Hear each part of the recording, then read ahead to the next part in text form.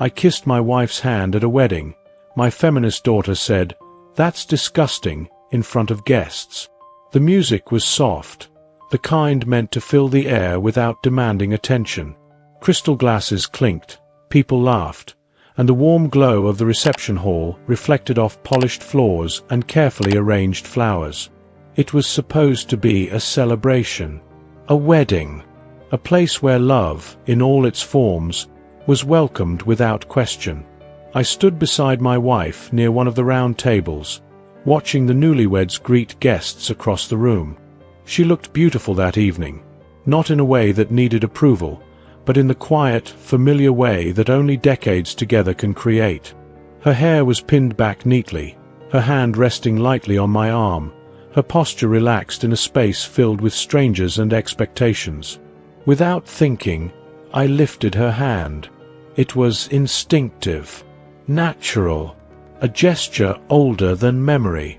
I kissed the back of her hand gently, the way I've done countless times before. Not for anyone else, not as a performance, but because in moments of noise and crowds, it's how I remind her and myself that we're still us. She smiled, and then the room changed. "That's disgusting." The words were sharp, loud enough to slice through the music and chatter like glass breaking. I froze. My wife's smile vanished instantly, replaced by confusion. I turned my head, my heart already sinking, and saw my daughter standing a few steps away, her face tight with open disapproval. Several guests nearby stopped mid-conversation. A few heads turned toward us. Someone let out an awkward laugh that died almost immediately. "What?" I asked, unsure I'd heard her correctly. She didn't hesitate. "That," she said, gesturing toward us with a dismissive flick of her hand, "is disgusting. It's performative. It's patriarchal. And honestly, it's embarrassing." The word echoed louder than the music ever could. Embarrassing. I felt every eye in the room settle on us, on my wife's lowered gaze, on my hand still loosely holding hers, on my face caught somewhere between confusion and disbelief. The space that had felt warm seconds ago now felt exposed, unforgiving. "It was just a kiss," I said quietly. "That's exactly the problem," my daughter replied, her voice steady, confident, practiced. "You normalize this idea that women are meant to be displayed, kissed like ornaments. It's outdated and gross." My wife gently pulled her hand back, not angrily, not dramatically, just enough to retreat from the attention. That movement hurt more than the words. Guests pretended to look away. Some stared openly. No one intervened. No one asked how my wife felt. The moment wasn't about her anymore. It had become a lesson. "I wasn't trying to make a statement," I said. "But you did," my daughter snapped. "Whether you meant to or not." I looked at my wife. Her cheeks were flushed, her lips pressed together tightly. She avoided my eyes, not because she was ashamed of me, but because she was ashamed of the moment, of being turned into an exhibit in someone else's argument. "I love her," I said, my voice barely above the music. "That's all." My daughter shook her head. "Love doesn't need to look like that." Around us, the celebration struggled to resume. Conversations restarted in fragments. Laughter returned, forced and uneven. But the damage was done. What should have been a private gesture of affection had been stripped bare, judged, and declared offensive, in front of people who would remember it long after the cake was gone. I stood there, holding nothing now, feeling something old and steady inside me crack just slightly. In a room built to celebrate love, I had just been taught that even the smallest expression of it could be called disgusting, as long as the wrong person was the one offering it. And as I watched my wife step away to compose herself, one thought settled heavily in my chest. If tenderness is now something to be shamed in public, what kind of love is still allowed to exist? The silence that followed was heavier than any argument. It wasn't loud. It didn't explode. It settled, thick and uncomfortable, across the table, the dance floor, the entire room. People pretended to go back to their conversations, but I could feel their awareness hovering around us like a second set of eyes. My wife stood beside me, suddenly very still. She adjusted the ring on her finger, a nervous habit I've seen 1,000 times, usually in hospital waiting rooms or during difficult conversations. Her shoulders were tense now, her chin slightly lowered, not because she felt diminished, but because she had been exposed. That's what hurt the most. Not the accusation, not the word disgusting, the exposure. A private moment had been dragged into public light and dissected without consent. "I didn't mean it like that," I said, though even as the words left my mouth, I knew they didn't matter. My daughter crossed her arms, her posture rigid, defensive. "Intent doesn't erase impact," she said, her voice calm now, as if she had delivered her verdict and moved on. "People need to stop romanticizing behavior that reinforces outdated power dynamics." Power dynamics. I looked around the room. At the newlyweds laughing near the cake table. At couples holding hands. At a man adjusting his wife's necklace. At a woman leaning her head against her partner's shoulder. No one else seemed to be reinforcing anything. They were just being human. "I kissed her hand," I said. She didn't object. "That doesn't make it okay," my daughter replied instantly. A lot of women internalize things without realizing it. My wife finally looked up. "I didn't feel internalized," she said softly. Her voice was calm, but it trembled just enough to be noticed, at least by me. My daughter blinked, surprised. "Mom, this isn't about you personally." That sentence landed like a quiet insult. "This was about us," my wife replied, still softly, "until you made it something else."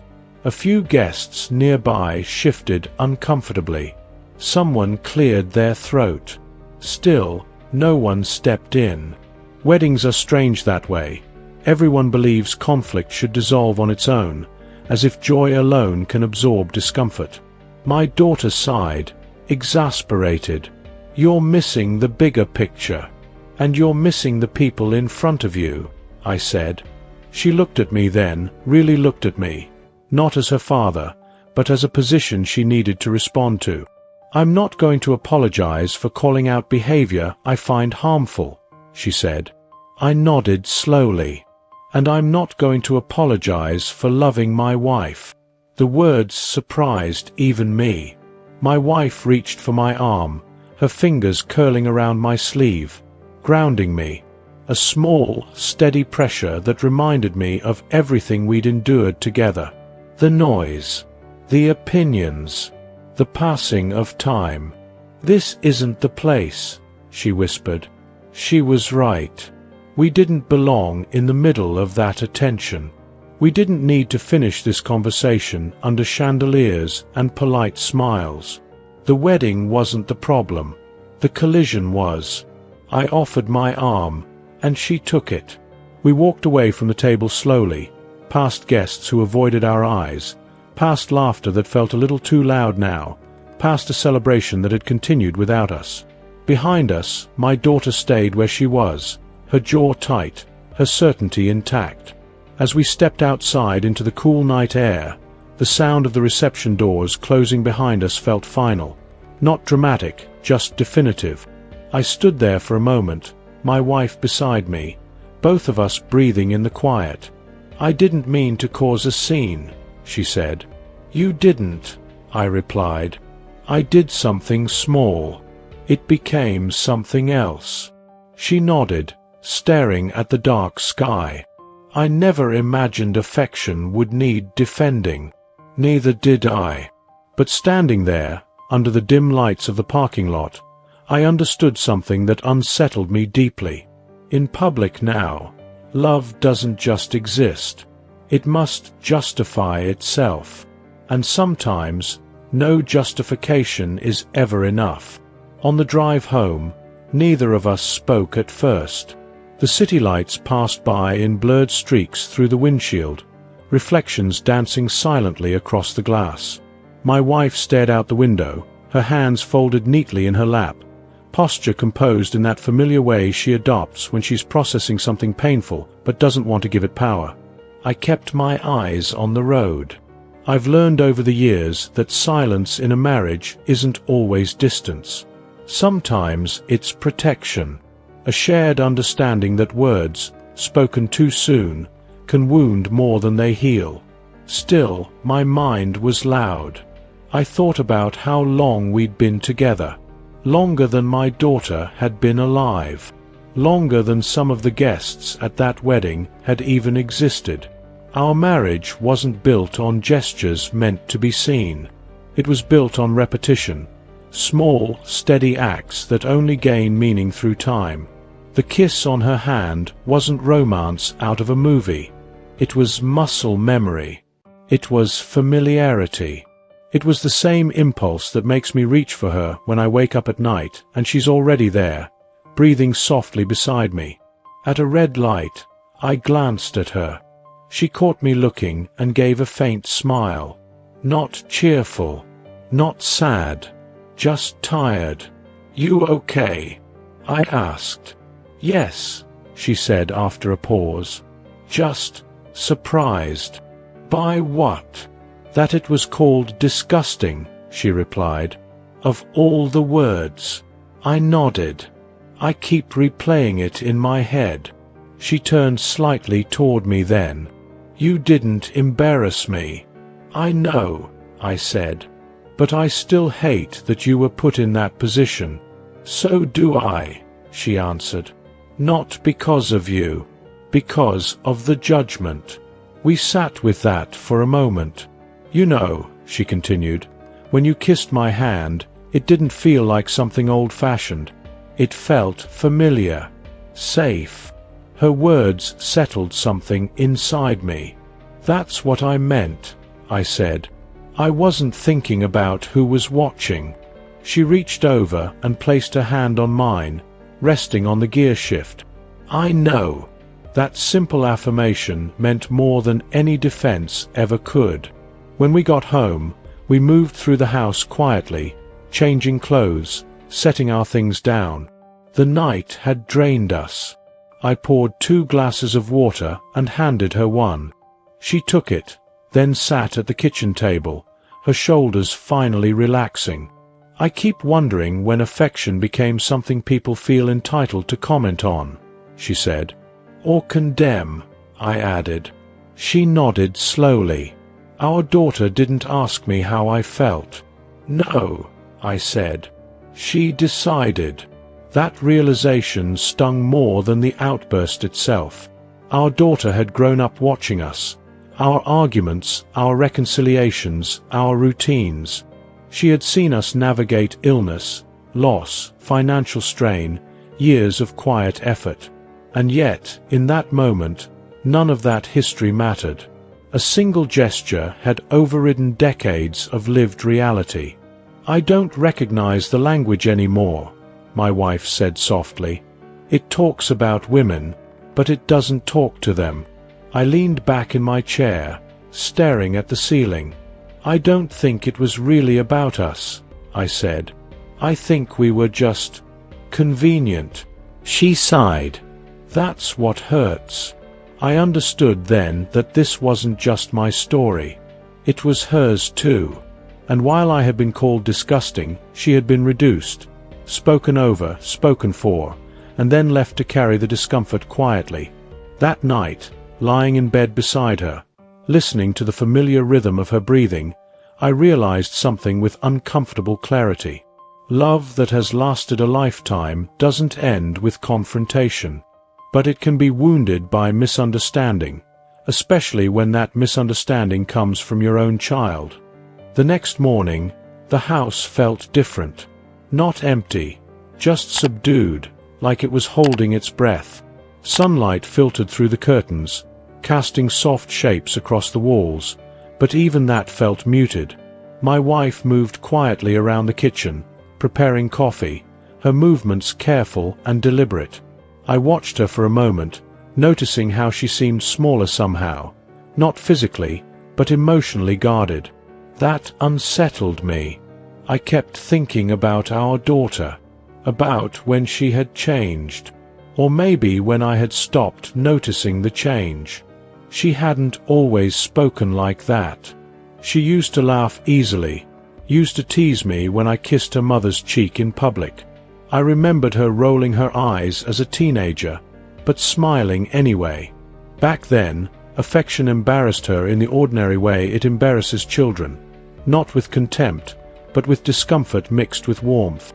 Somewhere along the way, embarrassment turned into accusation. I tried to trace it back. The books she started reading, the articles she shared, the language that crept into her conversations, words that sounded rehearsed, confident, absolute, words that didn't invite discussion, only correction. She had learned to see the world through symbols first, people second. In that framework, my kiss wasn't love. It was evidence. I sat at the table, the coffee growing cold in my cup, and wondered how many moments like that had already passed without my noticing. How many times she had judged silently, storing grievances for a moment she felt justified in speaking out. What frightened me wasn't her disagreement. It was her certainty. Certainty leaves no room for questions, no room for context, and no room for the people closest to you. Later that day, my phone buzzed with a message from her. "We need to talk about what happened." I stared at the screen for a long time before responding. "We do," I finally typed back. I didn't know what that conversation would bring. An apology? A lecture?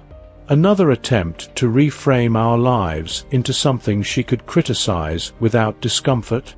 What I did know was this: I wasn't willing to let decades of love be rewritten as something shameful. My wife sat across from me, watching my face. "She wants to talk," I said.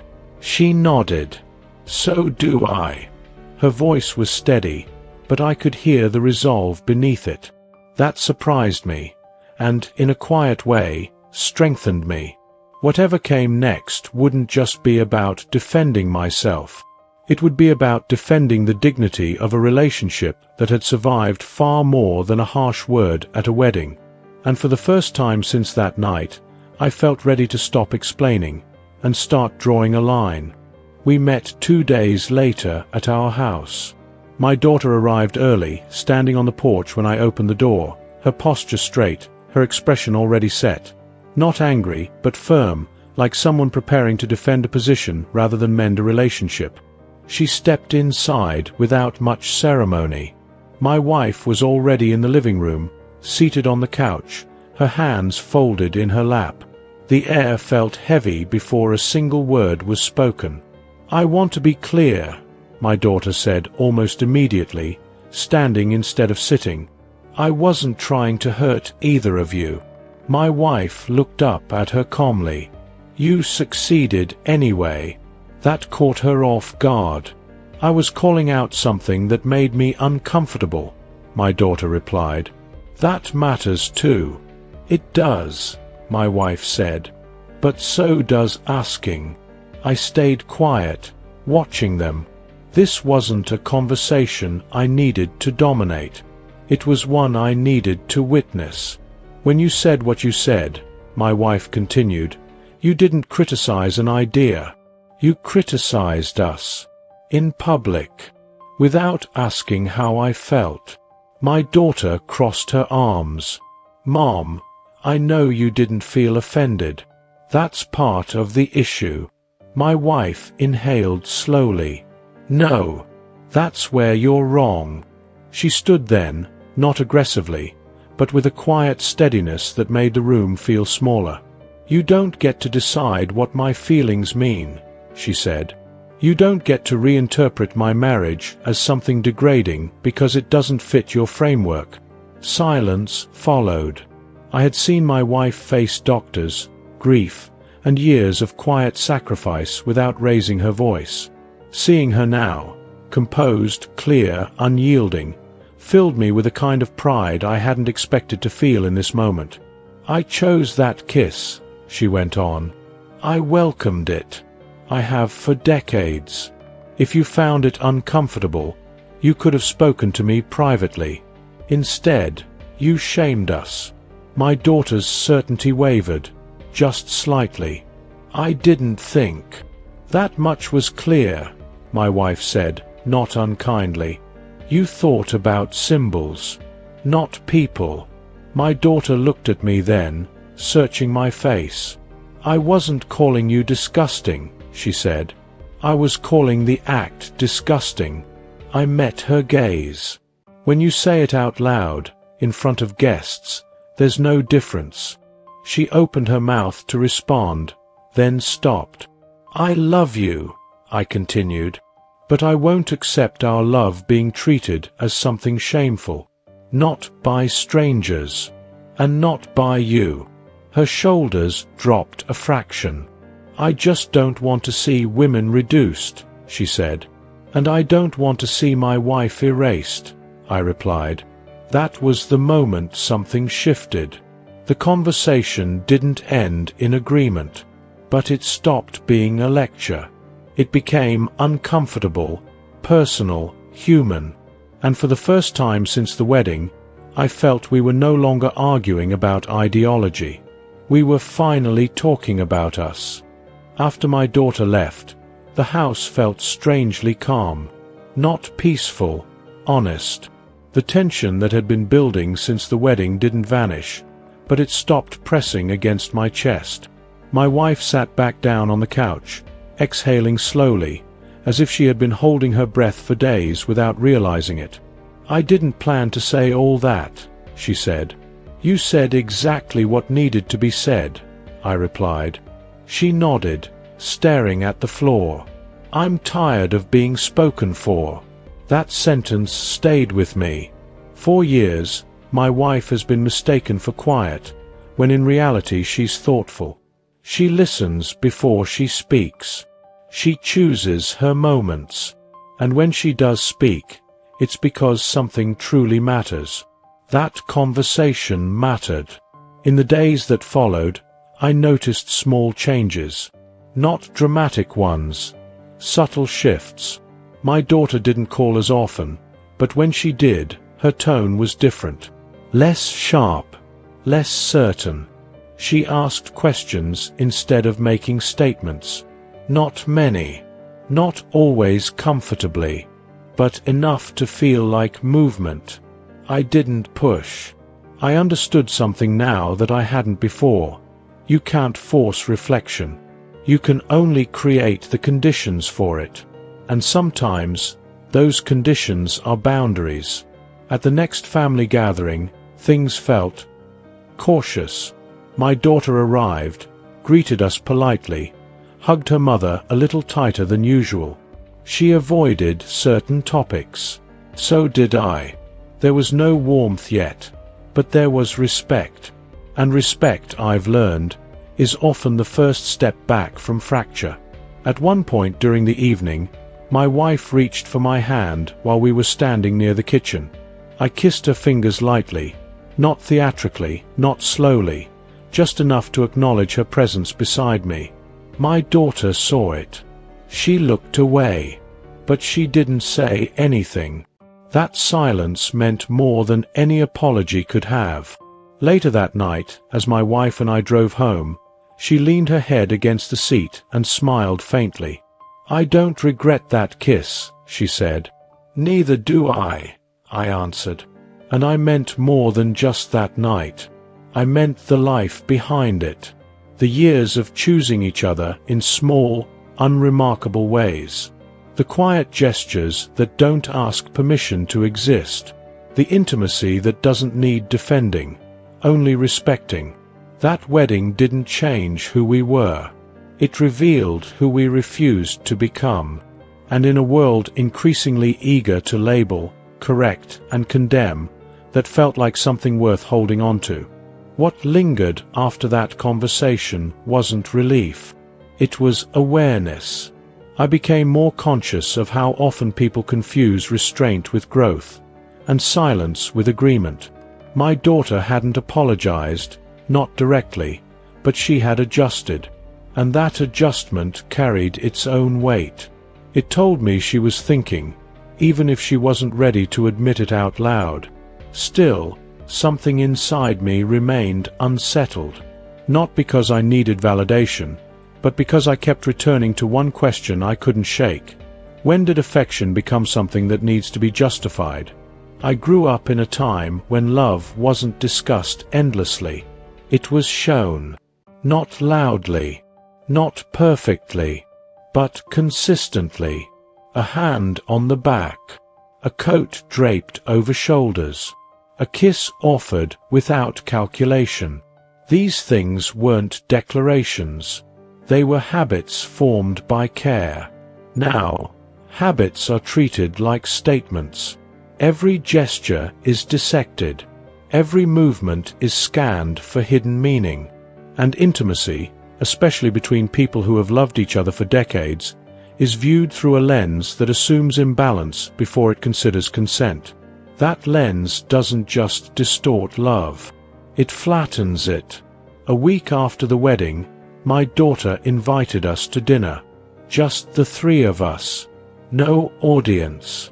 No witnesses. That alone told me something had shifted. We sat at her table, eating quietly at first. The room was simple, modern, carefully arranged. Her space, her rules. I respected that. She had always been deliberate in how she constructed her environment. Halfway through the meal, she set her fork down. "I've been thinking about what Mom said," she began. My wife looked up, attentive but guarded. "I didn't ask how you felt," my daughter continued. "I assumed I knew."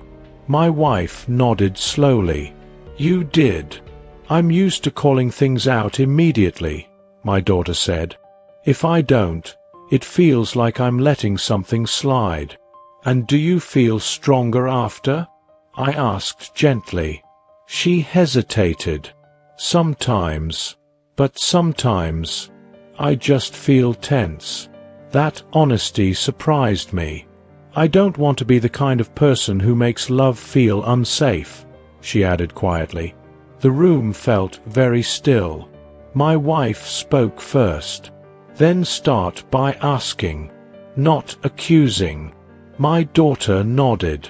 "I'm trying to learn how." Trying. That word mattered. I realized then that what we were navigating wasn't rebellion. It was rigidity. A worldview that had taught her vigilance but not trust.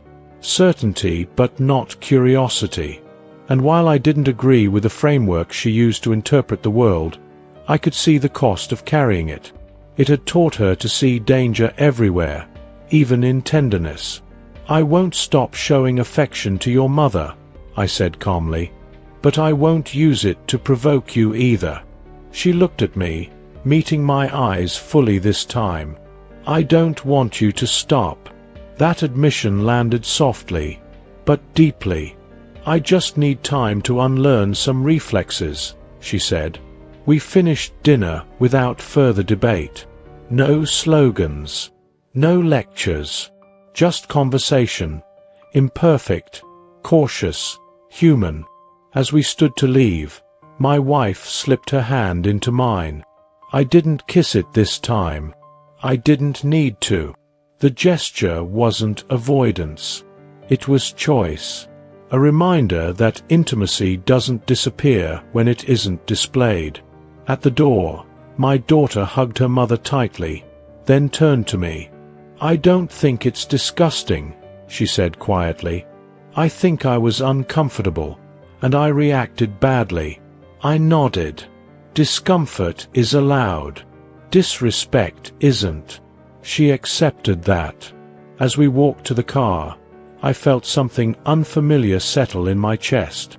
Not victory, not resolution, but something rarer, mutual restraint. And I understood then that sometimes healing doesn't come from agreeing on what love should look like, but from agreeing that it belongs to the people living it, not the ones judging it. Time didn't rush to fix anything after that dinner. It moved slowly, deliberately, the way it always does when real change is happening beneath the surface. There were no dramatic phone calls, no emotional messages late at night, no declarations about growth or transformation. Just space. And within that space, reflection. I noticed it first in myself. I stopped bracing for conflict every time my daughter entered a room. I stopped rehearsing explanations in my head before simple interactions. The tension that had once lived in my shoulders began to loosen, replaced by a quieter confidence, not in being right, but in being grounded. I realized how close I had come to doing something dangerous. I had almost started censoring my own affection, not because my love had changed, but because I was afraid of how it might be interpreted. That thought unsettled me deeply.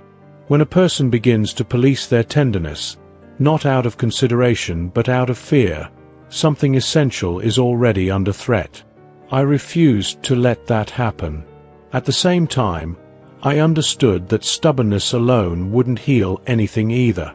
Love that insists without listening becomes its own kind of blindness. So I chose a different path, one that felt unfamiliar but necessary. Presence without performance. Affection without provocation. Boundaries without bitterness. At another family event weeks later, we found ourselves standing together again, my wife and I, among relatives, laughter, and music. Not a wedding this time, just a birthday. Less formal, less symbolic, more real. My daughter was there. I felt the moment approach before it happened. That subtle awareness that forms when habit meets memory. My wife leaned closer to say something, her hand resting briefly on my arm. The instinct rose, to kiss her hand, to mark the moment the way I always had. I paused, not out of fear, out of choice. Instead, I squeezed her hand gently. She squeezed back. That was enough. Across the room, my daughter watched us. Her expression wasn't sharp this time. It was thoughtful, observing rather than judging. Later, when people were distracted and the noise had softened, she came to stand beside me. "You didn't change who you are," she said quietly. "No," I replied. "I just became more aware of when my gestures belong to us, and when they don't need to be shared." She nodded. "That makes sense." That conversation stayed with me long after the party ended, because I realized something important. Growth doesn't always mean stopping. Sometimes it means refining, understanding the difference between habit and intention, between reflex and meaning. I didn't need to prove my love. I needed to protect it. My wife noticed the change too. One evening at home, long after the dishes were done and the house had settled into silence, she turned to me on the couch. "You've been different lately," she said. "In a bad way?" I asked. She smiled softly. "No, in a quieter way." I considered that. "I think I'm learning when to speak, and when to simply be." She leaned her head against my shoulder. "I never needed you to defend our love. I only needed you not to doubt it." That sentence settled everything, because doubt is contagious. Once it enters a relationship, it looks for places to grow, and I had nearly allowed someone else's discomfort to plant it between us. I wouldn't let that happen again. What my daughter was learning, and what I was learning alongside her, was that intention, consent, and context cannot be separated without distorting reality. A kiss can be love. A kiss can be unwanted. A kiss can be many things. But deciding what it means without listening to the people involved is not awareness. It's arrogance. I didn't say that out loud. I didn't need to. The change was already happening where it mattered most. In how we stood near each other, in how conversations softened, in how affection returned to being something shared rather than scrutinized. And for the first time since the wedding, I felt certain of something again. Love doesn't need to be loud to be powerful, and it doesn't need approval to be real. The real shift didn't announce itself. There was no apology speech. No dramatic moment where everything suddenly made sense and healed all at once. What changed instead was something far more subtle and far more honest. It showed up in the way my daughter began to watch before she spoke. Not just with us, but with others. I noticed it the next time we were out together, walking through a crowded street. An elderly couple stood near a crosswalk, hesitating, unsure when to step forward. Instinctively, I slowed my pace so they could pass comfortably in front of us. I didn't gesture. I didn't smile. I simply adjusted my position. My daughter noticed. She didn't comment.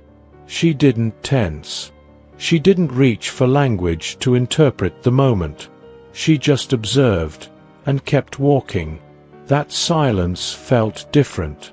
It wasn't avoidance. It wasn't agreement. It was restraint. And restraint, I've learned, is often the first sign of real thought.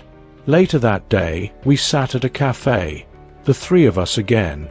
My wife excused herself to the restroom, leaving my daughter and me alone at the table. For a brief moment, neither of us spoke. Then my daughter broke the silence.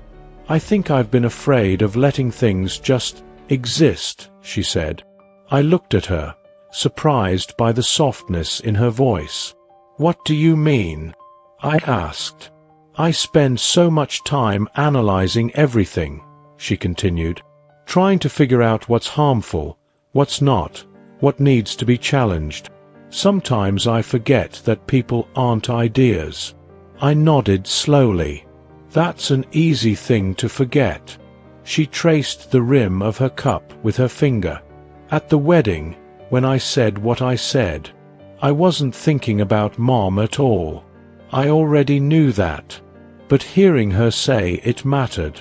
I was thinking about how it looked," she went on, "about what it represented, about how it would be seen. And now?" I asked. "And now I'm realizing that I spoke over the one person whose feelings actually mattered," she said. "Her." I didn't interrupt. This wasn't a moment to guide or correct. It was a moment to let her finish the thought herself. "I don't regret caring about women," she added quickly, "but I regret assuming I know better than the women in my own family." That sentence carried more growth than any apology could have. My wife returned then, smiling gently as she sat back down. My daughter looked at her, hesitated, then reached across the table and touched her hand. "I'm sorry I embarrassed you," she said. "I should have asked how you felt." My wife squeezed her fingers. "Thank you for saying that." There were no tears. No dramatic reconciliation. Just a quiet moment of honesty that felt earned rather than forced. As we left the cafe later, I held the door open. Not as a test. Not as a statement. Simply because I was closest to it. My wife walked through first. My daughter followed. No one said a word. And in that silence, I felt something settle. A tension I hadn't realized I was still carrying. I understood then that the conflict had never really been about affection. It had been about authority. About who gets to define meaning. For years, my daughter had been taught that meaning is imposed from the outside. By theory, by language, by frameworks designed to protect against harm. What she was learning now was harder, messier, and far more human. that meaning is also created between people. Through consent. Through history. Through trust.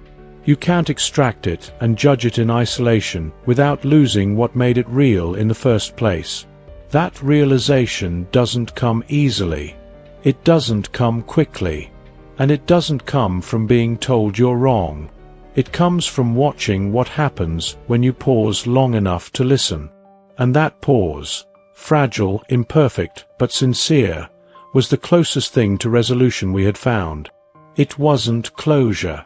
It was understanding. And for the first time since that night at the wedding, I believed that our family wasn't just surviving the difference between generations. We were learning how to live with it. I've replayed that night at the wedding many times since then. Not with anger anymore. Not even with regret.